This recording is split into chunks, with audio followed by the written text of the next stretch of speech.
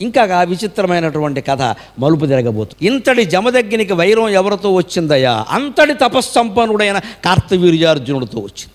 కార్తవీర్యార్జునుడు అసామాన్యమైన తపశ్శాలి, దత్తాత్రేయ ఉపాసకు. జమదగ్ని ఉపాసన వేరు, రేణుకాదేవి ఉపాసన వేరు.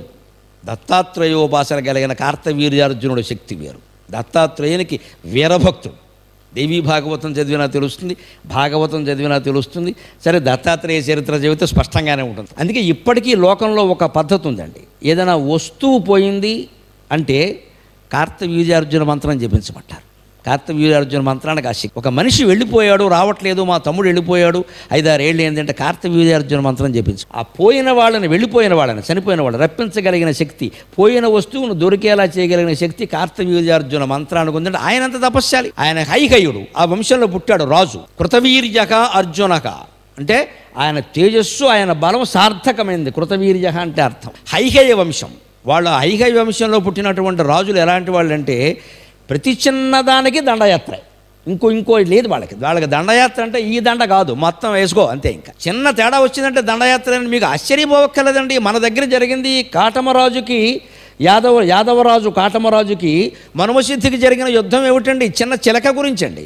ఈ పిలకలు ఇప్పుడు ఉన్నాయి, అప్పుడే కాదు.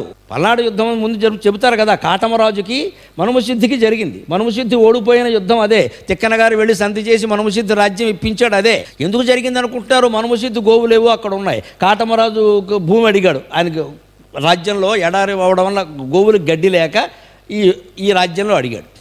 ఈ రాజ్యంలో కొంత భూమి చూపించారు, పచ్చగడ్డ మైదానాలు. కాటమరాజు గోవులు వచ్చి యాదవుల గోవులు అక్కడ మేస్తుంటే ఈ మనుమసిద్ధి అయిన రాజు ఉన్నాడు. ఈయనకి సంబంధించినటువంటి చిలకలు దండు అక్కడ చేరాయి. ఈ చిలకలు అస్తమానం రొద చేయడం వల్ల ఆ గోవులు మెయ్యలేకపోయాయి. అందుకని కాటమరాజు భటులు ఏం చేశారు? ఈ చిలకల్లో 4 కొట్టి పారేశారు, చంపారు. మరి కొట్టరాదు, గొడవ చేస్తుంటే అందులో ఓ చిలక రాణిగారి చిలక. అసలు గొడవ అక్కడ వచ్చింది. కలెక్టర్ గారికి ఒక్క, మన కుక్క అయితే ఎవడో పట్టించుకో. 40 చిలకలను చంపారు. చిలకలు చచ్చిపోతే ఎవడికి కావాలి, కానీ అందులో రాణిగారి చిలక ఉంది. అంతే, మనుమసిద్ధి భార్య గొడవ పెట్టేసింది. ఆ చిలకను తెస్తావా, నువ్వు పోతావో బయటికి అని చెప్పింది.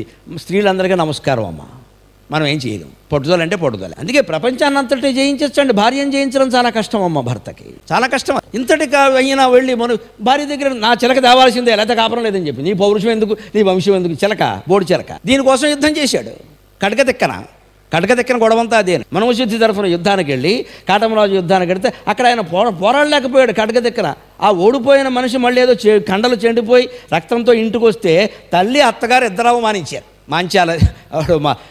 చానమ్మ అవమానించి, ఓడిపోయి వచ్చావు, బుద్ధి లేదా, నీకు అన్నం పెట్టడం తప్పని తల్లి భార్య ఇద్దరు కూడా మళ్ళీ వాళ్ళు కడకదిక్కన యుద్ధంలో చచ్చిపోయాడు. ఇంత కడకదిక్కన వీరమరణం పొందిన యుద్ధానికి కారణం ఒక్క చిలక, రెండోది పిలక. మరి చెప్పండి, యుద్ధాలు ఎక్కడున్నాయో? ఇప్పుడు జరిగే మన కళ్ళ ముందు, నిన్నగాక మొన్న, పూర్వం జరగవా? మనుషుల అహంకారాలు, మనుషుల కామక్రోధాలు. అయితే స్త్రీలు లేక పురుషులు ఎవరైనా ఒకటేనండి. ఊరికే అనుకుంటాం కానీ ఎవరైనా ఒకటే. స్త్రీలు ఎంతో శాంతమూర్తులుగా ఉన్న సందర్భంలో పురుషులు రెచ్చిపోయి యుద్ధాలు చేసినవి లేవా? వద్దంటున్నా సరే చేసినవి ఉన్నాయి. పాండవుల్ని కౌరవుల్ని కొట్టుకోమని వాళ్ళ భార్యలు చెప్పారా? దుర్యోధనుడు భార్యలు చాలా మంచివాళ్ళండి, 100 మంది భార్యలు మంచివాళ్ళే. భానుమతీదేవి యుద్ధం వద్దని చెప్పింది, వీడు విన్నాడా? అంచేది వాళ్ళనేనుకొక్కల వీళ్ళనేనుకొక్కల మానవ ప్రవృత్తులు ఇవన్నీ కూడా. అందుకని సరిగ్గా ఈ ఐహయ వంశం వాళ్ళు ఎలాంటి వాళ్ళు అంటే వాళ్ళ సహజమైన పౌరుషం. ప్రతి చిన్నదానికి యుద్ధమే. మేము చచ్చామో బతికామో మాకు అనవసరం, మమ్మల్ని అనవడది వెళ్ళిపోవలసింది. అటువంటి వంశంలో పుట్టిన కార్తవీర్యార్జునుడు ఆశ్చర్యకరంగా దత్తాత్రేయ ఉపాసన కారణంగా ఉపాసన చేసినా తత్సంబంధంగా వచ్చినటువంటి అష్టసిద్ధులని కూడా అణిమ, మహిమ, గరిమ, లఘిమ, ప్రాప్తి, ప్రాకామ్యం, ఈశత్వం, వశిత్వం లాంటి అష్టసిద్ధులని కూడా దుర్వినియోగమే చేశాడు. తన అహంకారానికి అనుగుణంగానే వినియోగించాడు. ఉదాహరణకు అతను భార్యలతో సహా నదిలో జలకాలాడుకుంటూ తిరుగుతున్నాడు. ఇందాక చెప్పిన గంధర్వుల్లాగే ఒక నదీ ప్రవాహం అడ్డం వచ్చింది వీళ్ళకి. ఈ జలకాలాడుకునే వాళ్ళకి నదీ ప్రవాహం అడ్డం వచ్చింది. వెంటనే ఇందులో ఒక భార్య ఎందుట, ఈ నీళ్ళు వచ్చి నా మీద పడుతున్నాయి, పడితే ఏంటి పక్క తప్పుకోవచ్చు కదా, నీ మీద పడతా నేను చూస్తా అని 1000 చేతులతోటి నదీ ప్రవాహాన్ని మళ్లించేశారండి. అటువంటి వాడు పోలవరం ప్రాజెక్టు కట్టేస్తే ఎంత బాగుండేదో. మనకి కేంద్రం నిధులు ఇవ్వలేదని బాధపడుతున్నాం. కానీ కార్తవీర్యార్జునుడు ఇప్పుడు ఉంటే పోలవరం కట్టే, కాళేశ్వరం కూడా కట్టే అని అడిగేవాడు. మహాశక్తులన్నీ ఉన్నాయండి, కానీ దుర్వినియోగం అయ్యే. భార్య కోరింది కదా, నీటికి అడ్డం పెట్టేస్తావా? ప్రజల కోసం కాదా? నోరు మూసుకోమని చెప్పొద్దు అటువంటి పిచ్చి కోరికలు కోరితే. అబ్బే అంటే ఇంత దత్తాత్రేయ ఉపాసన ఏమైంది? ఇక్కడ అయింది. ఇక్కడ దత్తాత్రేయుడు భార్య దగ్గర మెత్తాత్రేయుడు అయ్యి ఇది మనం అందరం జాగ్రత్త పడ. నాకు ఆ ఉపాసన ఉంది, ఈ తపస్సు ఉంది, నా వంశం ఏం అనవసరం, నువ్వు ధర్మానికి కట్టుబడ్డావా లేదా. అధర్మమైన కోరిక కోరిందంటే భార్య అయినా భర్త అయినా సరే నోరు మూసుకోమని చెప్పాలి, చేయకూడదు. ఇంత తపస్సు ఎందుకండి, భార్య మాట కాదని లేనప్పుడు, భర్త మాట కాదని లేనప్పుడు. అది అధర్మం అని తెలుస్తోంది కదా. ఇది కార్తవీర్యార్జునుడు. ఇంకెంత తపస్సు ఉంటే ఏం ఉపయోగం అంటే ఏమైంది ఇక్కడ, తపశ్శక్తి దుర్వినియోగం అవుతుంది. అలా అవుతున్నటువంటి కార్తవీర్యార్జునుడే జమదగ్ని మహర్షి దర్శనానికి వచ్చి, ఎంత తపశ్శక్తి ఉన్నా సరే, ఎన్ని శుద్ధులు ఉన్నా సరే, ఎన్ని చెయ్యగలిగినా సరే, అహంకారం అనేది మనస్సులోంచి పోకపోతే ఇవన్నీ దుర్వినియోగమే అవుతుంది. జమదగ్ని మహర్షి కార్తవీర్యార్జునుడు రాజు కదా, వచ్చినవాడు సామాన్యుడు కాదు. కార్తవీర్యార్జునుడు వాడి శక్తి ఎంత గొప్పదని రావణాసురుని చెతగొడ్డి బారేశాడు, జైల్లో పెట్టి. అందుకే సుందరకాండలో హనుమంతుడు అంటాడు, నేను రాముడిని జయిస్తా, రాముడిని జయిస్తా, రాముడు ఎంత అని మాట్లాడుతూ ఉంటే హనుమంతుడు ఏమంటాడు, నువ్వు రాముడిని జయిస్తావా, ఏం మాట్లాడుతున్నావు. నిన్ను జయించాడు కార్తవీర్యార్జునుడు. కార్తవీర్యార్జునుని జయించాడు పరశురాముడు. ఆ పరశురాముని జయించాడు రాముడు. నువ్వు తెలుసుకుని మాట్లాడమని చెప్పాడు. నీకంటే 4 రెట్లు పైవాడు. నిన్ను జయించాడు కదా, చావగొట్టి చెవులు మూసాడు కార్తవీర్యార్జునుడు. నోరు మూసి కూర్చున్నావా లేదా రావణ. ఆ కార్తవీర్యార్జునుడు పరశురాముడు ఛేదించి పారేశాడు. ఆ పరశురాముడు చేతం ఓడించిన వాడు రామచంద్రమూర్తి. ఆయన నన్ను ఓడించేది, ఏం మాట్లాడుతున్నావయ్యా అన్నాడు. అహంకారం కాకపోతే ఏమిటంటే రావణాసురుడు ఏమాత్రం అంచనా వేసినా తెలిసిపోయేది ఓడిపోతామని. రాముడు ఒక్కడు చాలు, మిగిలిన సైన్యం అంతా అక్కర్లేదమ్మా. ఇంకా కోతులు ఉండడం, వెనకాల వీళ్ళంతా ఉండడం, ఆయన దయ, వీళ్ళు ఉన్నారు అంతే, ఎవడు అక్కర్లేదు. రామరావణ యుద్ధం జరిగినప్పుడు 7 రోజులు జరిగింది యుద్ధం అంటారు. 6వ రోజు యుద్ధంలో హనుమంతులు సహా, సుగ్రీవుడు సహా, జాంబవంతులు సహా అందరికీ అర్థమైపోయింది, రామచంద్రమూర్తి మన మీద దయతో మన సాయం తీసుకుంటాడు తప్పితే ఈ పెద్ద మనిషికి ఎవరి సాయం అవసరం లేదని అర్థమైపోయింది. అంత యుద్ధం చేశాడు రాముడు ఒక్కడు, అంత యుద్ధం చేశాడు. కోట్ల మందిని లేపేశాడు రాక్షసుడు, ఒక్క రాముడే. లక్ష్మణుడు కూడా లేడు పక్కనే. లక్ష్మణుడే ఆశ్చర్యపోయాడు. ఆ రోజుల్లోనే అనుకుంటారు వెంటనే, రామచంద్రమూర్తి యుద్ధం చేస్తుంటే లక్ష్మణుడు అనుకున్నట్ట, తమ్ముడిని కాబట్టి సరిపోయింది, మేనలుండి అయితే వేసేసేవాడే అనుకో. ఒక్కొక్కడికి ఒక్కో రకం అండి. సుగ్రీవుడు అనుకున్నట్ట, మిత్రుడు కాబట్టి సరిపోయింది, శత్రుత్వం ఉంటే నా పని ఏమయ్యేది అనుకున్నా. హనుమంతుడు మంచివాడు, భక్తుడు కాబట్టి స్వామి మన యందు అనుగ్రహంతో మన ఉపయోగించుకుంటున్నాడు, కానీ ఇంతటి పరాక్రమవంతుడికి మన సాయం అవసరమా, మన అజ్ఞానంగానే అనుకున్నట్ట. అదే జాంబవంతుడు, ఒక్కో టెంపర్మెంట్ ఒక్కో రకంగా ఉంటుందండి. వాడదన్నా అన్నం వేరు. వాడు అనుకున్నట్ట, చేస్తే ఇటువంటి వాడితో యుద్ధం చేయాలి, ఆయనకి పనికి మాలిన కోతులు ఎలుగుబట్లతో పోరాడడం ఇంతవరకు, ఇటువంటి ఆయనతో యుద్ధం చేయాలి. వాడి కర్మగారింది, కృష్ణావతారం వరకు చచ్చాడు యుద్ధం కోసం. జాంబవంతుడు కథ, జాంబవతి పెళ్ళి, ఈ కుమాలిన కోరిక. ఎందుకంటే రామచంద్రమూర్తి అంత యుద్ధం చేస్తుంటే దండం పెట్టుకోవడం మానేసి, అవసరమైతే వీడియో తీసుకోవడం మానేసి, ఈ గోలేటి. మనుషులు ఇలాగే ఉంటారు. మనుషులు ఇలాగే, ఎవడ కోరిక వాడిది. లక్ష్మణుడికి మంచి కోరిక అనుకున్నాడు, హనుమంతుడు బాగా, సుగ్రీవుడు కూడా పర్వాలేదు బాగానే అనుకున్నాడు. జాంబవంతుడిని ఎవడు పిచ్చి కోరిక, చేతులు తీట అనగేలాగా ఇలాంటి వాడితో చేయాలి దమ్ముంటే యుద్ధం. ఈ కోతులు, ఎలుగుబంట్లు, పనికిమాలిన గ్యాంగ్ అంతటితో చేశాను నేను పని లేక, ఎందుకు ఇది అనుకున్నట్ట. ఆ సంకల్పం కారణంగా ఇంకో 1000 ఏళ్ళు ఎక్కువ బతికాడు. మళ్ళీ కృష్ణావతారం, రామావతారం కృష్ణావతారంగా మారవలసి వచ్చింది. 28 రోజులు కృష్ణుడు చెతగొట్టి నేను ఎవడో తెలిసిందా అన్న. మనం తపస్సాధన చేసేటప్పుడు, ఆధ్యాత్మిక సాధన చేసేటప్పుడు సాంసారికమైన కోరికలు తెంచుకోవాలి, లేకపోతే ఇవి బంధనాలు అయిపోతాయి.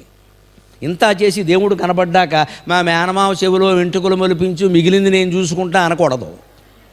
వెంట్రుకలు మొలిపించడానికి నీ తపస్సు అంతా అదో వదిలేస్తే అవే పెరుగుతాయి వెంట్రుకలు. అక్కడికి దేవుడు అడిగట, ఎందుకురా మేనమావ చెవులో వెంట్రుకలు మొలిపించమంటున్నావు, ఇదేం వరం, ఇంతవరకు ఎవడు అడగలేదు, హిరణ్యాక్షుడు కూడా ఎలాంటి వరాలు కోరలేదంటే, నీకు తెలియదు, మా మేనమావ కూతురు నేను ప్రేమలో పడ్డాం, ఇద్దరం చాటుకెళ్ళి మాట్లాడుకుంటుంటే వీడు వినేస్తున్నాడు, వాడు వినకుండా ఉండాలంటే వెంట్రుకలు పెరగాల దట్టంగా అన్నాడు. ఇదా కోరిక, కోరవలసిన కోరిక అదే. తెలివిలేని సన్నాసి తప్పితే అంత దేవుడు కనపడినప్పుడు మా మేనమావ కూతురికి నాకు పెళ్లి చేయమని కోరచ్చు కదా, ఈ వెంట్రుకలు కోరేమిటి, బుద్ధి అంతే. పైగా మిగిలింది నేను చూసుకుంటా, వీడో పరాక్రమవంతుడు. ఇక్కడ అక్కడికి దేవుడు అడిగట, ఇంతకీ మీ మేనమావ కూతురుని ఎందుకు ప్రేమిస్తున్నావు అన్నట్టు. వాడికి ఒక్కతే కూతురు, 50 ఎకరాల పొలం ఉంది, అందుకోసం అన్నట్టు. వీడి ప్రేమ సరైంది కదా. వెంట్రుకలు మొలిపించమని కోరే బదులు మా మేనమావ కూతురును చేసుకోవాలని కోరితే 50 ఎకరాలు వస్తుంది. తీరా వెంట్రుకలు మొలిచిన తర్వాత వాడు వినొచ్చు, వినకపోవచ్చు, పెళ్లి చేయకపోవచ్చు. ఇంత పిచ్చిగా ఆలోచిస్తాం మనం. అందుకే పుట్టింది ఈ సామెత. దేవుడు ప్రత్యక్షమైతే మేనమావ చెవిలో వెంట్రుకలు మొలిపించమన్నట్టు సామెత. తెలుగు సామెతలు గుర్తుంటే చాలని జీవితం అంతా బాగుంటుంది. మనం సరిగ్గా చూసుకుంటే జీవితం అంతా బాగుంటుంది. ఇదే అజ్ఞానం. ఇంతటి వాడు ఈ పిచ్చి కోరికలు లోనవడం. అందుకని ఆయన వచ్చాడు, కార్తవీర్యార్జునుడు గొప్పవాడే వచ్చాడు. జమదగ్ని ఋషి కదండి, మహారాజా మీరు మా ఆతిథ్యాన్ని స్వీకరించి వెళ్ళండి అన్నట్టు. 1000 మంది సైనికులతో వచ్చాడు ఆయన. రథాలు, గజాలు, త్వరగాలు, పదాతులు చాలామంది వస్తే అక్కడికి కార్తవీర్యార్జునుడు అన్నట్ట, అంటే అల్పభావన ఉంటుంది కదా. ఈయనే మామూలుగా అంగాస్త్రం కట్టుకుని కూర్చున్నాడు జమదగ్ని మహర్షి. అందుకని మీరే అంగాస్త్రం కట్టుకున్నారు, క్యాటరింగ్ వాళ్ళు కూడా ఎవరు కనపట్లేదు, ఇక్కడ ఫంక్షన్ హాల్ లేదు, ఎలా ఇస్తారు అసలే కరోనా కాలం, మీరు విందు ఇవ్వడం ఏంటండి, ఎక్కడి నుంచి ఇస్తారు మీరు, కుదరదు నేను వెళ్ళిపోతా అన్నట్టు. అంటే తెలియట్లా మనిషికి, అంటే తనకు ఒక్కడికే ఉంది తపస్సు, ఇంకెవరికి లేదే. మీకు అవన్నీ ఎందుకు మహారాజా, నేను ఉండమంటున్నాను కదా, ఉండండి నేను ఇస్తాను, అయితే ఇవ్వండి అన్నాడు. ఆయన దగ్గర కామధేను ఉంది, స్పష్టంగా కామధేనువుని ప్రార్థించాడు. ఆ కామధేనువు సమస్తము ఇచ్చింది. నువ్వు ఏదైనా ఇవ్వగలవమ్మా కామధేను, నేను ప్రార్థిస్తున్నానమ్మా, అందుకని నువ్వు మా కోరికలు తెచ్చాలి, ఈ మహారాజు ముందు నా గౌరవం నిలబడాలి అని కామధేనువుని ప్రార్థించాడు ఆ మహానుభావుడు. ఆయన కోరిక ఫలించింది. జమదగ్ని మహర్షి అంతటి తపశ్శాలి. ఏ మాధుర్యము కూడియుండినదో నీ ఈ పాలలో, ఏ మాధుర్యము నిండియుండినదో నీ ఈ పాలలో, జాతినే శ్రీమంతం వనరించి. ఏ మాధుర్యము నిండియుండినదో నీ ఈ పాలలో, జాతినే శ్రీమంతం వనరించి. గడ్డి తినుచున్ క్షీరమునందించు నీవే మా దైవము. ఏ మాధుర్యము నిండియుండినదో నీ ఈ పాలలో, జాతినే శ్రీమంతం వనరించి. గడ్డి తినుచున్ క్షీరమునందించు నీవే మా దైవము. నీ శరీరమున వేవేల్ దేవతల్ నిల్తురు, నీ శరీరమున వేవేల్ దేవతల్ నిల్తురు. ఓ గోమాత పరతత్వజాత. ఏ మాధుర్యము నిండియుండినదో నీ ఈ పాలలో, జాతినే శ్రీమంతం వనరించి. గడ్డి తినుచున్ క్షీరమునందించు నీవే మా దైవము. నీ శరీరమున వేవేల్ దేవతల్ నిల్తురు. ఓ గోమాత ప్రణతత్వజ, ఓ గోమాత పరతత్వజాత, ఓ గోమాత పరతత్వజాత. ప్రణతుల్ గోవింద సంపూజిత.